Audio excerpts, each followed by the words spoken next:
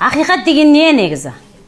Ешқандай бұрмаламайтын, ешқандай күмәнсіз. Сондықтан ақиқат деген сөзді айтқаннан кейін оны терең түсіну керек. Ақиқат деген бұл бір ғана дүние. Осысы дұрыс болды.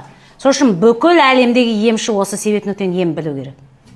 Мейлі сен традиционный медицинаның ем, мейлі сен Қытайдікі, мейлі сен басқа баламады неше түрлі емдердің емшілері. Бәрі осыны білу керек. Керек десең жаңа Букновскийдің өзі білу керек осыны. Толсын.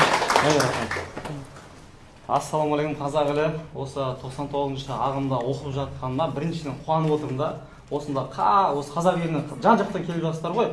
Бір үміт артып, осы Тұрсынкөл ұстаздың осы білімді аламын деп біраз жүрдім мен негізше. Осы көктемге қарай, жазға қарай сәті бұйырып берген да. Осы 8 күннің ішінде 8 түрлі тақырыптарды кеңінен аша білді ше. Бұны түсінген адам жалпы осыны өзінің ойына, сана сезіміне сіңіріп, осыны өмірінде қолданатын болса, ешқандай аурудан ше, мен өзім осы аурудан қорқпайтын дәрежеге жетуге болады екен да. Осы сабақтардың барлығын өткеріп, ауруға шынын айтатын болсам ше, қорқпайсың ғой. Ісік ауру болып тұрма. Бұрындары балам осыдан бір 3-4 ай алдын скорый температура шықты да, біліп тұрмын ғой, зиян екен. Скорыйға бардық, педиатрлар жазып беріп жатыр. Ары қарай емден укол емес, кәдімгі сироптарын беріп жатыр да. Мамашалардың нелерін көремін да, қалай емдеп жатыр. Көрінші, түрлі өте қиын науқастарды емдеп жатырсыз ғой. Бұның жаңағыдай түпкі себебі не екен деп қарайтын болсақ, мына өзің осы себепті нүктенің жаңағыдай логикасы, теориясын терең білген адам негізі ауырмай жатып, біраз дүниелерге, ауруларын жеңуге, әбден сенуге болады екен да. Сіздің осы қазақ еліне жаңағыдай ауырмасын, ешқандай отбасы жаңағыдай қайғы қасіретте жүрмесін деп шаралап жүрсіз ғой. Оны түсінгендер де бар да, түсінбегендер де бар. Бірақ осы емге келіп, мысалы, отбасында 16 орталығында істедім, аутизм бар, ЗПР, балдар өте көп та, мамашамен сөйлесесің, кішкене неден болды деп ше.